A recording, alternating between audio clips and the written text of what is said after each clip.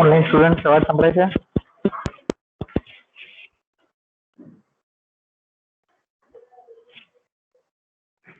અવાજ સંભળાય છે બધાને? Yes sir.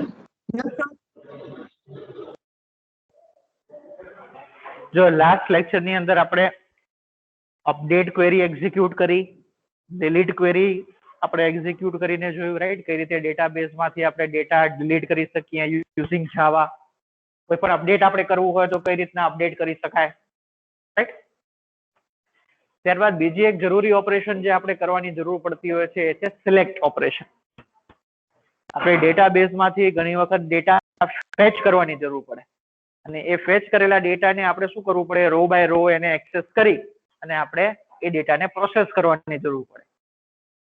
In that case we are using select query. Select query આપણે બધાએ યુઝ કરેલી છે, રાઈટ?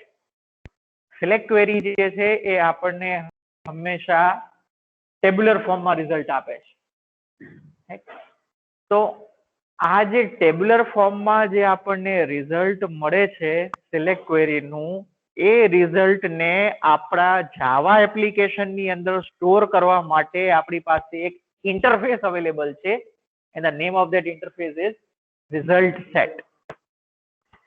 એટલે આ result set, જેમ કે એનું નામ જ છે, જુઓ, result set means a set of data. તો આ રિઝલ્ટ સેટમાં આપણે શું કરવાના છીએ? સિલેક્ટ ક્વેરી આપણે ફાયર કરશું, એનાથી જે પણ ટેબ્યુલર રિઝલ્ટ આપણને મળશે એ ટેબ્યુલર રિઝલ્ટ આપણે આ રિઝલ્ટ સેટ ઓબ્જેક્ટ ની અંદર સ્ટોર કરીશું, રાઈટ?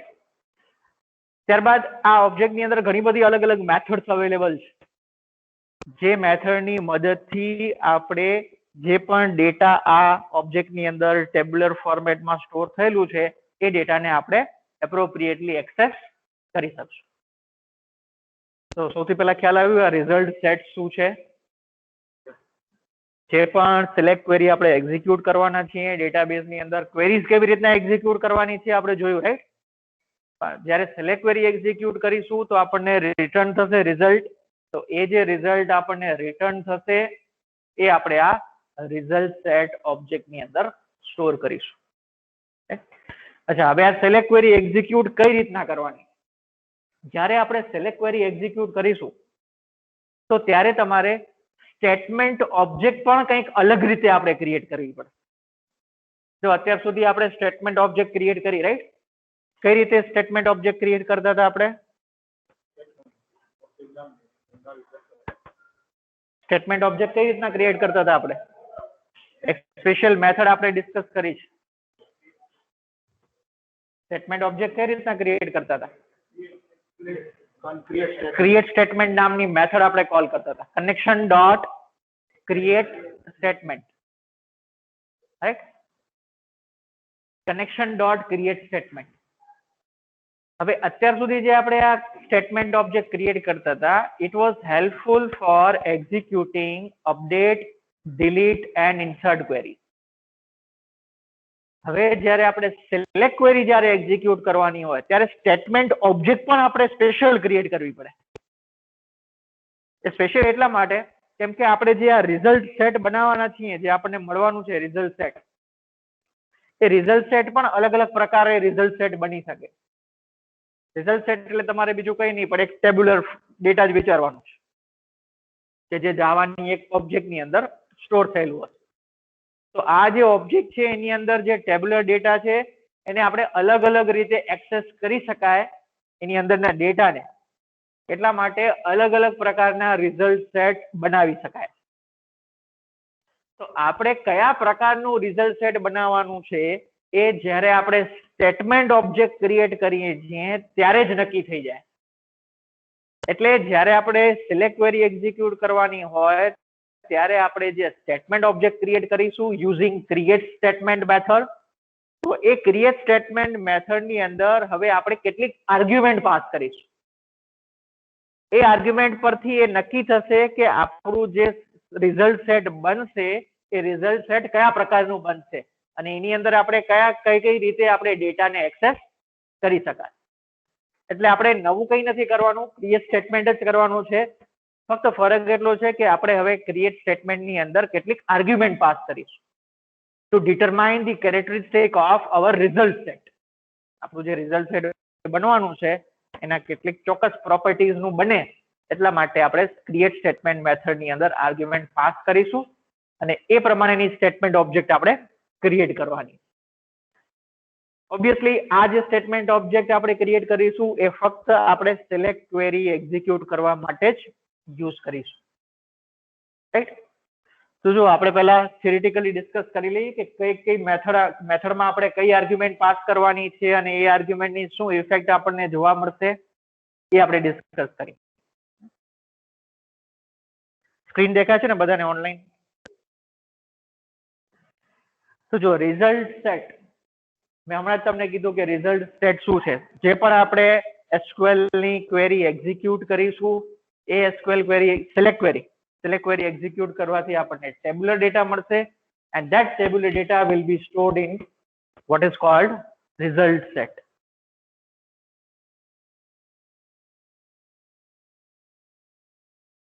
હવે જ્યારે આપણે આ રિઝલ્ટ સેટ ની વાત કરીએ છીએ, એક તમારે ટેબ્યુલર સ્ટ્રક્ચર વિચારવાનું છે.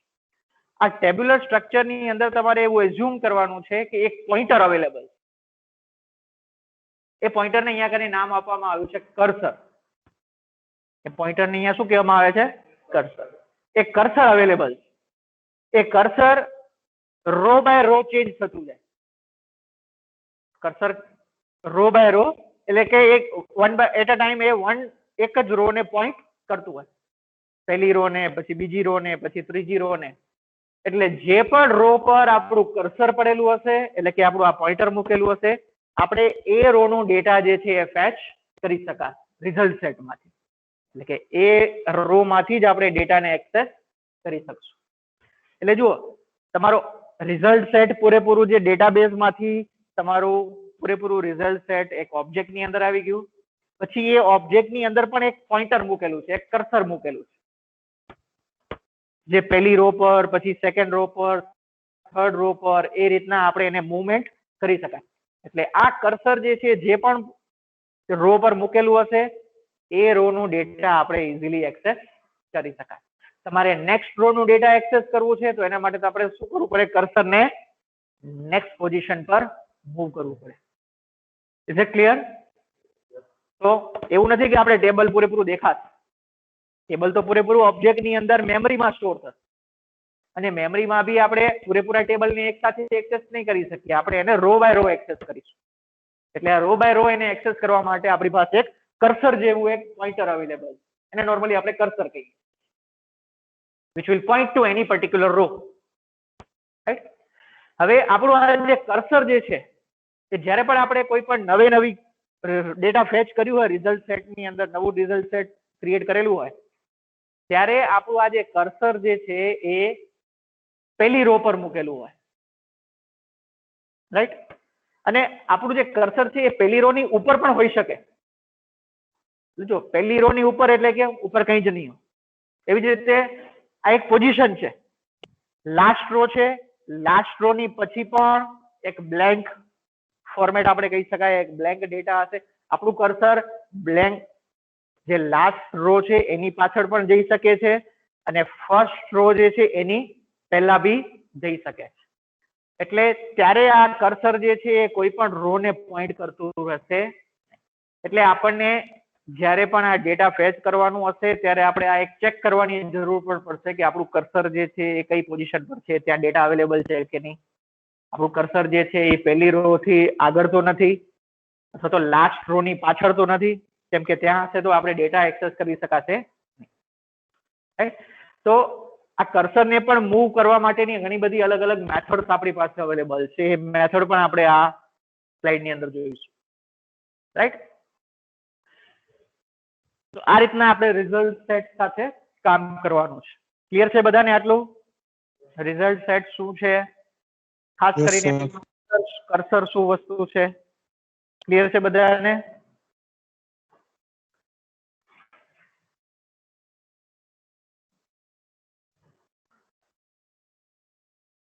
Now let's talk about result set methods. Okay, before we discuss result set methods, આપણે સ્ટેટમેન્ટ ઓબ્જેક્ટ બનાવવી પડશે, રાઈટ? અને સ્ટેટમેન્ટ ઓબ્જેક્ટ બનાવ્યા પછી આપણે એ ઓબ્જેક્ટની મદદથી ક્વેરીને એક્ઝિક્યુટ કરવી પડશે. અને કોઈ પણ ક્વેરીને એક્ઝિક્યુટ કરવા માટે આપણે આગળના લેક્ચરમાં ડિસ્કસ કરી ગયા ટોટલ 3 અલગ અલગ મેથડ અવેલેબલ છે. કઈ 3 મેથડ?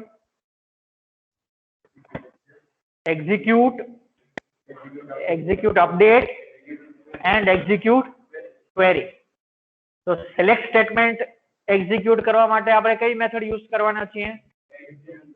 execute query. આ આપણને ખાસ યાદ રહેવું જોઈએ. execute update મેથડ આપણે અહીંયા યુઝ નથી કરવાની. અહીંયા આપણે મેથડ કઈ યુઝ કરવી પડે? આપણે execute query. એટલે execute query મેથડ યુઝ કરશું, પછી select query execute થશે અને ડેટા જે છે એ રિઝલ્ટ સેટમાં રિટર્ન થશે, રાઈટ? તો એ જે રિઝલ્ટ સેટ આપણું જે ઓબ્જેક્ટ બનશે એ રિઝલ્ટ સેટ ઓબ્જેક્ટની અંદર પણ કેટલીક મેથડ્સ અવેલેબલ છે. તો એ મેથડ આપણે અહીંયા કને જોઈએ કઈ મેથડ અવેલેબલ છે. જો જેટલી પણ મેથડ અવેલેબલ છે અહીંયા ટોટલ 3 અલગ અલગ કેટેગરીમાં અહીંયા કને ડિવાઈડ કરી નાખેલી છે. ઘણી બધી મેથડ છે. આપણે જે રિઝલ્ટ સેટ ઓબ્જેક્ટ છે આ રિઝલ્ટ સેટ ઓબ્જેક્ટની અંદર ઘણી બધી અલગ અલગ મેથડ્સ અવેલેબલ છે. તો આ બધી મેથડ્સને ટોટલ 3 અલગ અલગ કેટેગરીમાં ડિવાઈડ કરેલી છે. જેમાં પહેલી કેટેગરી છે નેવિગેશનલ મેથડ. આ નેવિગેશનલ મેથડ્સ જે છે એની મદદથી આપણે શું કરશું? કર્સરને નેવિગેટ કરશું. કર્સરને નેવિગેટ કરશું એટલે કે કર્સરને મૂવ કરશું. આપણે નેક્સ્ટ રો પર લઈ જવું છે કર્સરને, તો એના માટેની મેથડ છે. પ્રીવિયસ રો પર લઈ જવું છે તો એના માટેની મેથડ છે. ફર્સ્ટ રો પર લઈ જવું છે, લાસ્ટ રો પર લઈ જવું છે, તો એના બધા માટેની મેથડ અહીંયા અવેલેબલ. એટલે આ જે મેથડ્સ જે છે ને કમ્બાઇનલી આપણે નેવિગેશનલ મેથડ્સ કહીશું. Is it clear? જેમ કે એનું નામ છે નેવિગેશન, એટલે કે કર્સરની મૂવમેન્ટ આપણે આની મદદથી કરી શકશું આ મેથડ્સની અંદર. કઈ મેથડ્સ છે આપણે જોઈશું આ કેટેગરીની અંદર.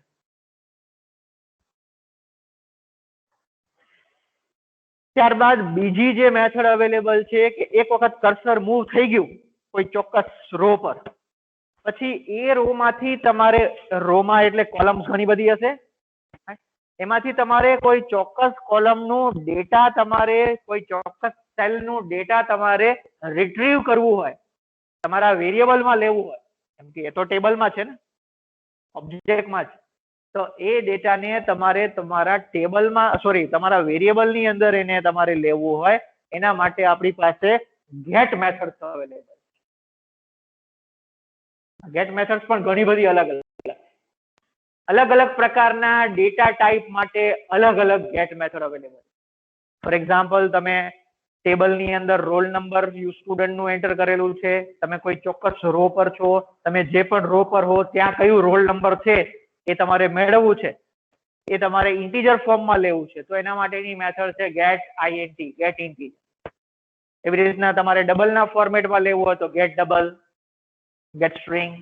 આ બધી અલગ અલગ ડેટા ટાઈપ પ્રમાણેની અલગ અલગ મેથડ્સ અવેલેબલ છે. એટલે તમે એપ્રોપ્રિએટ ડેટા ટાઈપમાંથી જ ડેટાને ફેચ કરી શકશો. કેમ કે જાવાની ડેટા ટાઈપ અલગ છે અને ડેટાબેઝની અંદર જે પણ ટેબલ યુઝ થતા હોય એમાં ડેટા ટાઈપ કંઈક અલગ હોય, રાઈટ? આપણે જોયું ઓરેકલની અંદર ઇન્ટીજર ડેટા ટાઈપ તો નથી ને, નંબર આપણે યુઝ કરીએ. તો આ બધી ગેટ મેથડ્સ એટલા માટે જ બનાવવામાં આવી છે કે ડેટાબેઝની અંદર જે તમારું રિઝલ્ટ સેટ છે એની અંદર જે ડેટા સ્ટોર થયેલું છે એને તમે એપ્રોપ્રિએટ ડેટા ટાઈપમાં ફેચ કરી શકો.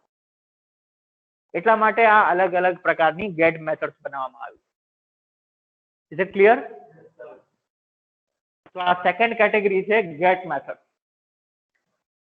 Let's move on to the third category. તો જો આપણું જે રિઝલ્ટ સેટ જે બન્યું છે એક ઓબ્જેક્ટની અંદર છે, રાઈટ? આપણે જાવા પ્રોગ્રામની અંદર આ રિઝલ્ટ સેટની અંદર કેટલીક અપડેટ મેથડ્સ પણ અવેલેબલ છે. એટલે આપણે એવું પણ રિઝલ્ટ સેટ બનાવી શકીએ છીએ. તો રિઝલ્ટ સેટ શેમાંથી બનશે? આપણું ડેટાબેઝમાં સિલેક્ટ ક્વેરી ફાયર કરીશું, તે ડેટાબેઝમાંથી કોઈક ટેબ્યુલર ફોર્મેટમાં ડેટા આપણા જાવાના પ્રોગ્રામની અંદર એક ઓબ્જેક્ટની અંદર સ્ટોર થઈ જશે.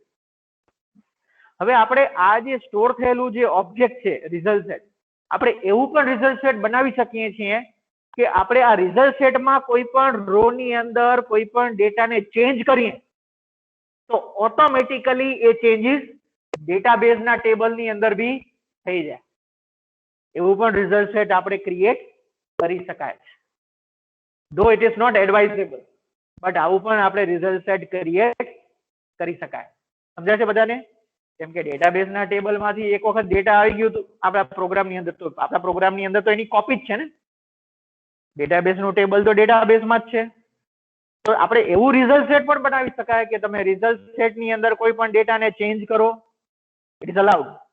અને એ ચેન્જીસ તમારા ડેટાબેઝ ના ટેબલ ની અંદર, ઓરિજિનલ ટેબલ ની અંદર બી થઈ જાય.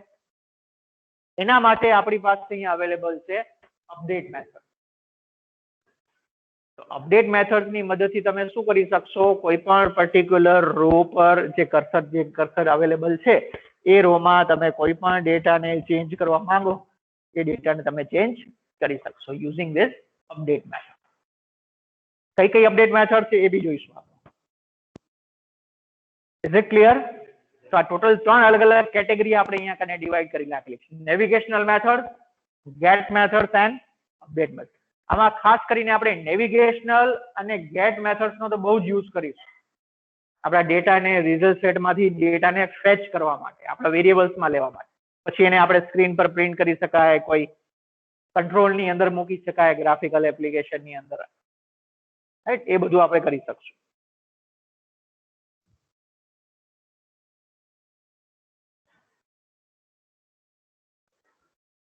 નેક્સ્ટ પોઈન્ટ નોટ કરો. આ જે નેક્સ્ટ પોઈન્ટ જે છે cold result set property. Methods કઈ કઈ છે આપણે ડિસ્કસ કરીશું. થોડી વાર પહેલા જ મેં તમને કીધું કે આપણે જ્યારે આ રિઝલ્ટ સેટ ક્રિએટ કરવા માટે સ્ટેટમેન્ટ ઓબ્જેક્ટ જે ક્રિએટ કરીશું, એ સ્ટેટમેન્ટ ઓબ્જેક્ટ જે છે આપણે કંઈક અલગ રીતે ક્રિએટ કરવાની છે. એમાં કેટલીક આર્ગ્યુમેન્ટ પાસ કરવાની છે. 2 આર્ગ્યુમેન્ટ ટોટલ પાસ કરવાની છે આપણે. જે ક્રિએટ સ્ટેટમેન્ટ નામનું જે મેથડ આપણે કોલ કરશું સિલેક્ટ ક્વેરી માટે, એમાં કેટલી આર્ગ્યુમેન્ટ પાસ કરવાની છે આપણે?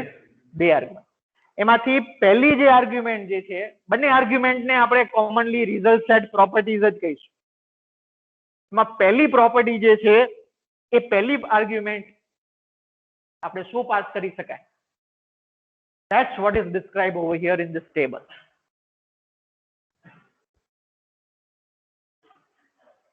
જો ક્રિએટ સ્ટેટમેન્ટ મેથડ જે આપણે કોલ કરવાના છીએ સિલેક્ટ ક્વેરી માટે, એ ક્રિએટ સ્ટેટમેન્ટ મેથડ આપણે આ સિન્ટેક્સ થી કોલ કરીશું.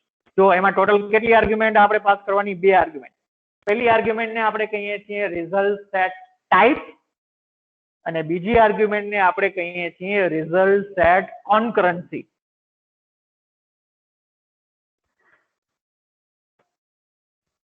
તમે આ શબ્દ ભણી ગયા છો, યાદ છે? કોન્કરન્સી ડેટાબેઝ ની અંદર ભણી ગયા. કોન્કરન્સી એટલે શું?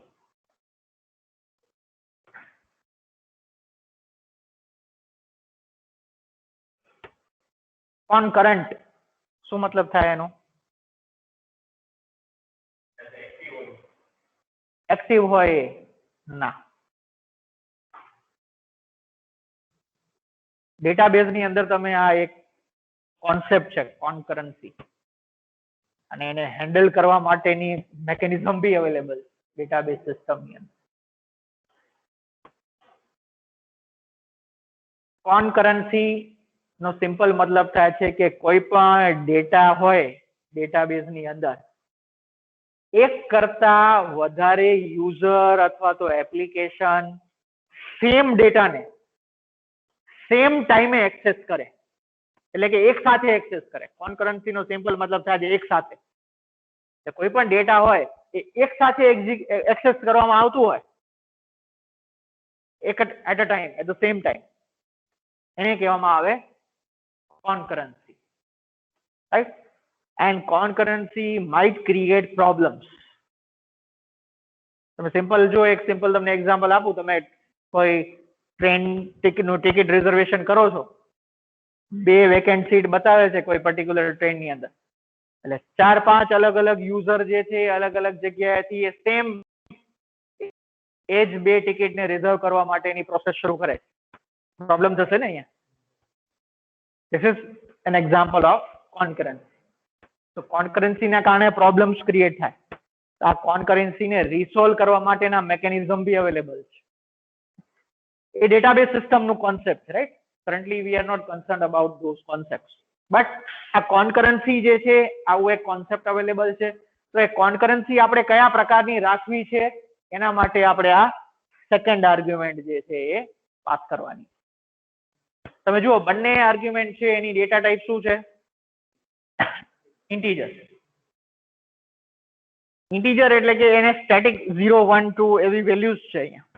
પણ આપણે એ વેલ્યુ 0 1 2 એવા નંબરમાં આપવાની બદલે આ જે નીચે તમને ટેબલમાં દેખાય છે એવા કોન્સ્ટન્ટ, અને આપણે શું કહીએ છીએ? કોન્સ્ટન્ટ. આ કોન્સ્ટન્ટ વેરિયેબલ્સના ફોર્મમાં આપણે એ વેલ્યુઝ પાસ કરીએ છીએ. તો અહીંયા આપણને નીચે જે આ ટેબલ આપ્યું છે એ નીચેનું ટેબલ છે એની અંદર ટોટલ 3 વેલ્યુ આપી છે. આ 3 વેલ્યુ કઈ આર્ગ્યુમેન્ટ માટેની છે? સૌથી પહેલી આર્ગ્યુમેન્ટ રિઝલ્ટ સેટ ટાઈપ. સૌથી પહેલી આર્ગ્યુમેન્ટ શું છે? Result set type. તો ત્યાં આપણે કઈ કઈ વેલ્યુ પાસ કરી શકાય? ત્યાં આપણે આ નીચે જે તમને ટેબલમાં આપેલી છે એ 3 માંથી કોઈ પણ વેલ્યુ પાસ કરી શકાય. ત્રણેય વેલ્યુ ખાસ નોટ કરજો. આપણે ત્રણેય value one by one discuss કરી. જો આ ત્રણેય વેલ્યુ જે છે એ આપણું કર્સર કેવી રીતના મૂવ થઈ શકે અને ડેટાબેઝ ની અંદરનું ડેટા જે છે એ સેન્સિટિવ છે કે નહીં, એટલે કે એની અંદર આપણે કંઈ અપડેટ કરીએ તો એ અપડેટ ડેટાબેઝમાં રિફ્લેક્ટ થાય કે નહીં, દેટ ઇઝ કોલ્ડ સેન્સિટિવિટી. તો આ બે પ્રોપર્ટી જે છે એ આ એક સિંગલ આર્ગ્યુમેન્ટ થી ડિસાઇડ થશે. જો સૌથી પહેલી વેલ્યુ શું દેખાય છે આપણને એમાં? Result set dot type underscore forward underscore only. એના નામ પરથી જ તમને ખ્યાલ આવી જશે. જુઓ ફોરવર્ડ ઓનલી. ફોરવર્ડ ઓનલી એટલે કે આપણું જે રિઝલ્ટ સેટ જે છે એવું રિઝલ્ટ સેટ બનશે કે જેમાં જે કર્સર હશે એ કર્સર ફક્ત ફોરવર્ડ ડિરેક્શન ની અંદર જ મૂવ કરી શકાશે. બેકવર્ડ ડિરેક્શનમાં એને મૂવ કરી શકાશે. એટલે કે આપણું કર્સર જે છે એ ફર્સ્ટ રો પરથી સેકન્ડ રો પરથી third row, this is called forward only. પછી થર્ડ રો પરથી પાછું આપણે એને ફર્સ્ટ રો પર લઈ શકાશે નહીં. એ પ્રકારનું રિઝલ્ટ સેટ આપણું તૈયાર થશે. એમાં કર્સર જે છે એ આ રીતના મૂવ થશે. Is it clear? First argument, sorry first value. તો એક આ પોસિબલ વેલ્યુ તમે આપી શકો ફર્સ્ટ આર્ગ્યુમેન્ટ તરીકે. સેકન્ડ પોસિબલ વેલ્યુ શું છે જુઓ તો? Result set dot type underscore scroll underscore insensitive. અહીંયા શબ્દ યુઝ કરેલું છે. એક તો બે શબ્દો છે અહીંયા, એક સ્ક્રોલ, ઇનસેન્સિટિવ. સ્ક્રોલ એટલે આપણે જે સ્ક્રોલિંગ કરતા હોય ત્યાંથી જ શબ્દ લેવાનો. સ્ક્રોલ એટલે કે તમે ઉપર નીચે સ્ક્રોલ કરી શકો. એનો મતલબ એ થાય કે તમારે આ વેલ્યુમાં કર્સરને તમે ઉપર નીચે બેકવર્ડ અથવા તો ફોરવર્ડ ડિરેક્શન ની અંદર મૂવ કરી શકો છો. સ્ક્રોલ નો મતલબ એ છે અહીંયા.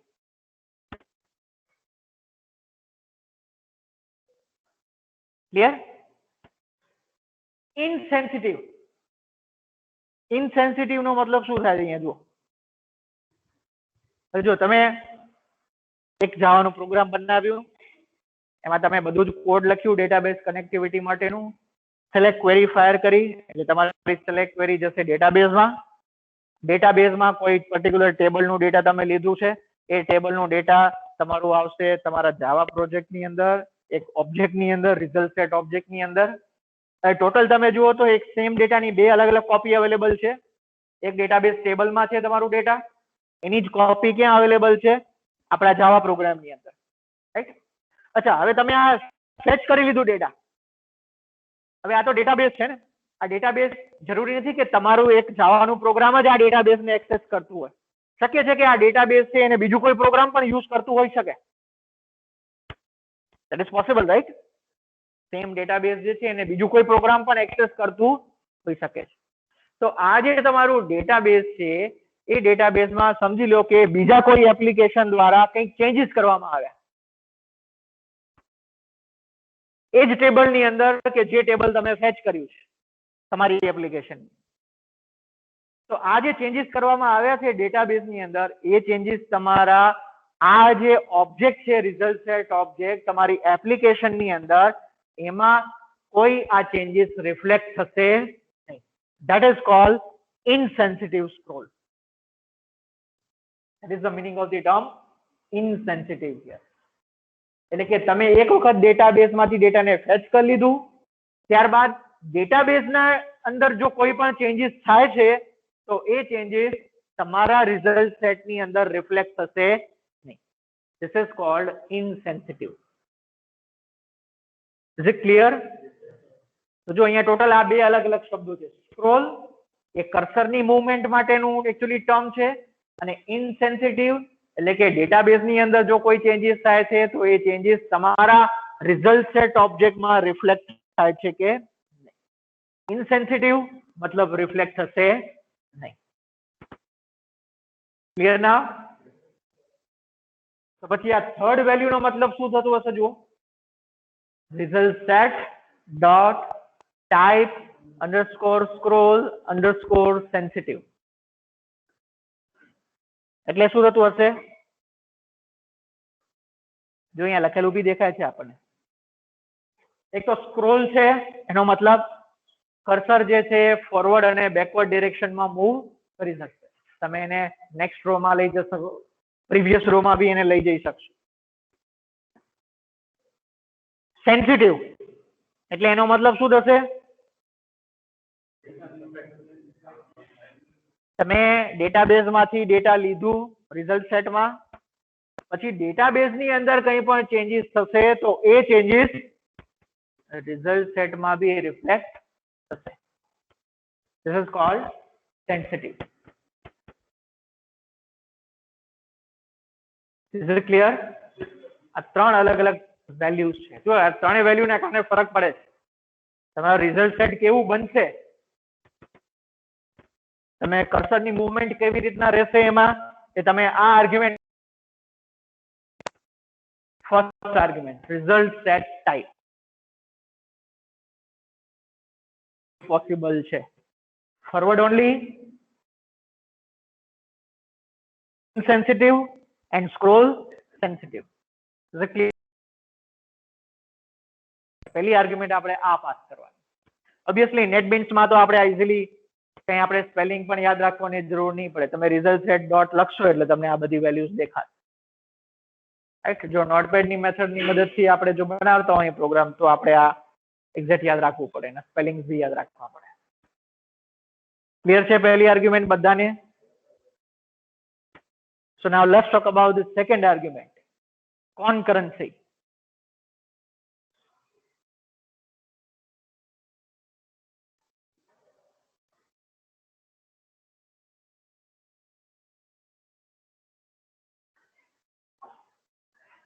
સેકન્ડ જે આર્ગ્યુમેન્ટ છે એમાં ટોટલ બે પોસિબલ વેલ્યુઝ છે. જુઓ,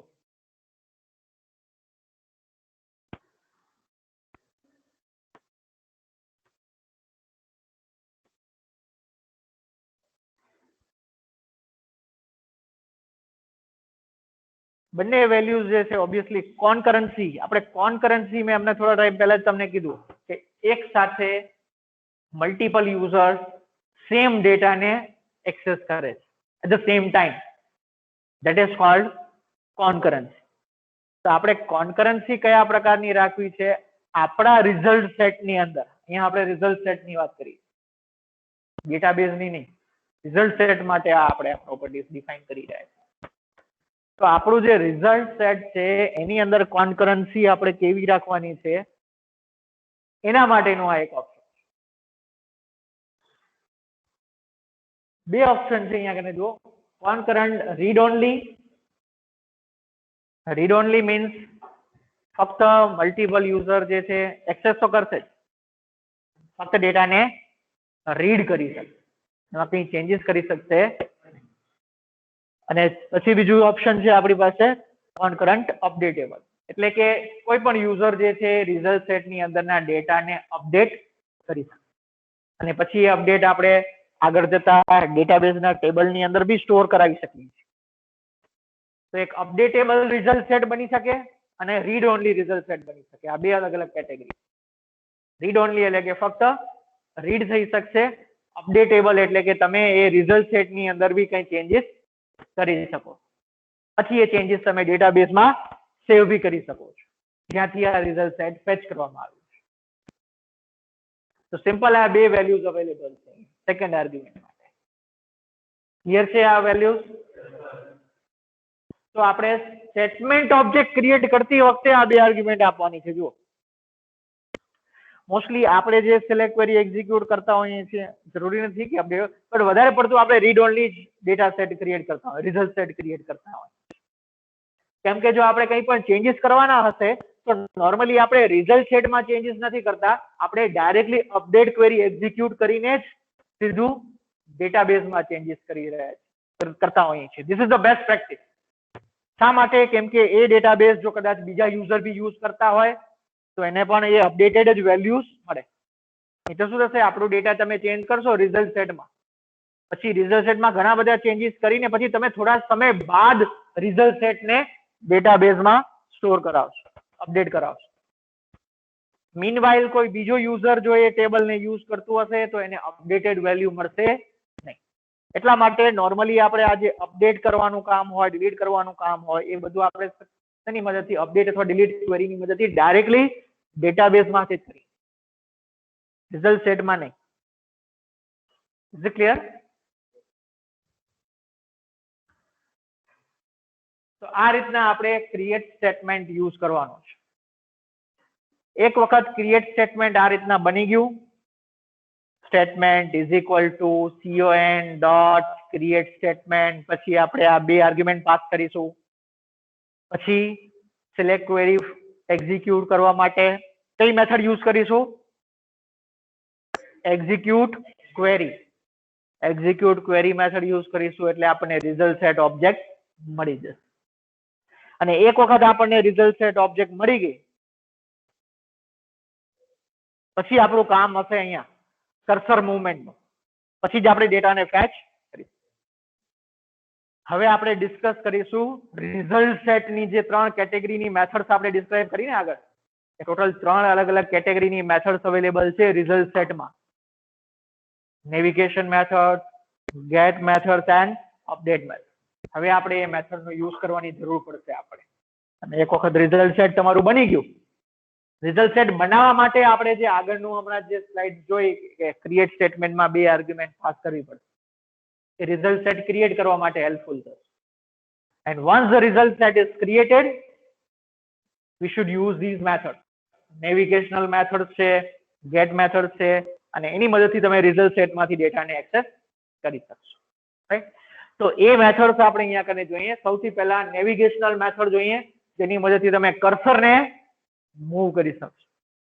કર્સર જે પણ જગ્યાએ હશે એ જ જગ્યાએથી ગેટ વેલ્યુઝ મેથડ એક્સેસ થશે. તો જુઓ કેટલીક મેથડ અવેલેબલ છે અહીંયા. આ મેથડ તમે કોલ કરશો એટલે કર્સર તમારું એ જગ્યાએ જતું રહેશે. તમે આ મેથડ કોલ કરશો બિફોર ફર્સ્ટ. બિફોર ફર્સ્ટ એટલે કે ફર્સ્ટ રો થી બી પહેલા આપણું કર્સર જતું રહેશે. બ્લેન્ક પોઝિશન હશે ત્યાં.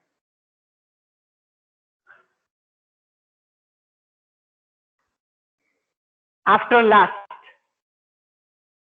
કેપિટલ સ્મોલ નું ધ્યાન રાખવાનું. એટલે કે લાસ્ટ રો થી પાછળ ત્યાં કર્સર જતું રહે.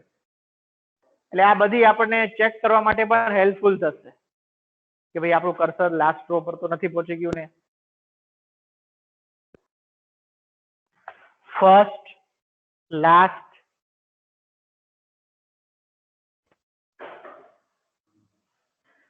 Previous, next.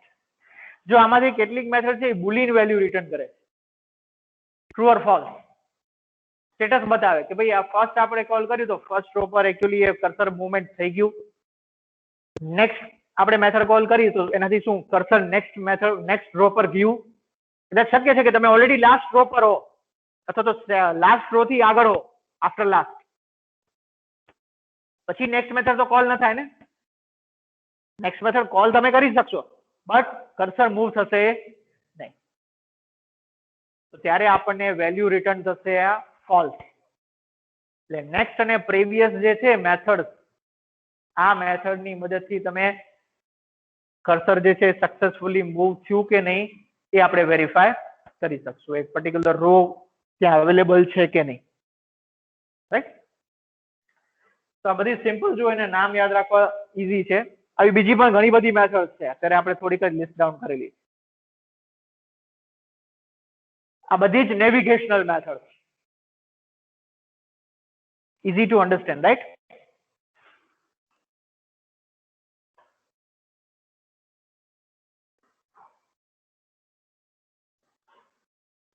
નેક્સ્ટ હવે આપણે રિઝલ્ટ સેટ ને કેવી રીતના જોવાનું, રિઝલ્ટ સેટ ને કેવી રીતના એક્સેસ કરવાનો, એના માટે જેમ મેં તમને સેકન્ડ કેટેગરી કીધી, ઘણી બધી અલગ અલગ પ્રકારની ગેટ મેથડ્સ અવેલેબલ છે. રિઝલ્ટ સેટ માંથી ડેટાને ફેચ કરવા માટે અલગ અલગ ગેટ મેથડ્સ અવેલેબલ છે. આ ગેટ મેથડ તમારે ફક્ત કોલ કરવાની છે. તેની મદદથી તમારી જે રિઝલ્ટ સેટ ઓબ્જેક્ટ છે એની મદદથી જ તમારે શું કરવાનું છે, ગેટ મેથડને કોલ કરવાની છે. અચ્છા, હવે આ ગેટ મેથડ કેવી રીતના કામ કરે જુઓ. પહેલા તો આપણે કર્સર કોઈ ચોક્કસ રો પર અવેલેબલ હશે, પહેલા કર્સરને તમારે મૂવ કરાવવું પડશે. આગળ નેવિગેશનલ મેથડ આપણે એટલા માટે જ જોઈ. નેવિગેશનલ મેથડની મદદથી તમે કર્સરને કોઈ ચોક્કસ રો પર લઈ, એક વખત કર્સર કોઈ ચોક્કસ રો પર આવી ગયું પછી ત્યાં તમે ગેટ મેથડ કોલ કરશો એટલે એ રોની જ જે ડેટા છે એ રોનો જ ડેટા ફક્ત રિટ્રીવ થશે, બીજી કોઈ રો નું ડેટા રિટ્રીવ થશે નહીં. ક્લિયર છે? તો આપણે ડેટા કેવી રીતના ગેટ કરવાનું, તેના માટે મેં તમને હમણાં જ કીધું કે અલગ અલગ પ્રકારનું ડેટા ટાઈપમાંનું ડેટા તમારે રિટ્રીવ કરવું હોય તો એના માટેની અલગ અલગ ગેટ મેથડ અવેલેબલ છે. રાઈટ. તો ઇન્ટીજર ડેટા તમારે રિટ્રીવ કરવું છે ફોર એક્ઝામ્પલ, તો તમારી પાસે તમારી કોઈ કોલમ છે એમાં ન્યુમેરિક વેલ્યુ છે અને એ તમારે ઇન્ટીજરના ફોર્મમાં તમારે રિટ્રીવ કરવી છે, તો એના માટેની મેથડ છે, જુઓ અહીંયા તમને આપેલી છે ગેટ int. એવી રીતના જો તમારે નંબર વેલ્યુ જ અવેલેબલ છે અને તમારે ડબલ ના ફોર્મમાં એને રિટ્રીવ કરવી છે તો તમે મેથડ કોલ કરવાની ગેટ ડબલ. સ્ટ્રિંગ ના વેરકેર ડેટા ટાઈપ નું ડેટા છે રિઝલ્ટ સેટ ની અંદર, તમે એને તમારા જાવાની અંદર સ્ટ્રિંગ ના ફોર્મમાં એને રિટ્રીવ કરવું છે. જો ખાસ ધ્યાન રાખજો, આ મેથડ જે છે એ રિઝલ્ટ સેટ માંથી ડેટાને ફેચ કરે છે, ડેટાબેઝ ના ટેબલ માંથી નહીં. પેલા ડેટાબેઝ ના ટેબલ માંથી ડેટા આવ્યું રિઝલ્ટ સેટમાં, આપણા પ્રોગ્રામ ની અંદર, આપણી ઓબ્જેક્ટમાં, અને પછી એ ઓબ્જેક્ટ માંથી આપણે ડેટાને આ ગેટ મેથડ ની મદદથી અલગ અલગ વેરિયેબલ ની અંદર મૂકી શકાય છે. સમજાય છે બધાને? એટલે આ ગેટ મેથડ જે છે સીધું ડેટાબેઝમાં કામ નથી કરતી. આ ગેટ મેથડ આપણા રિઝલ્ટ સેટ જે આપણી ઓબ્જેક્ટ જ છે આપણા જાવા પ્રોગ્રામની અંદર, એમાંથી ડેટાને ફેચ કરવાનો. તો get int, get character, get double, બધી આ પ્રકારની ગેટ મેથડ અવેલેબલ છે. અને આ દરેક ગેટ મેથડ ના બે સિન્ટેક્સ અવેલેબલ છે.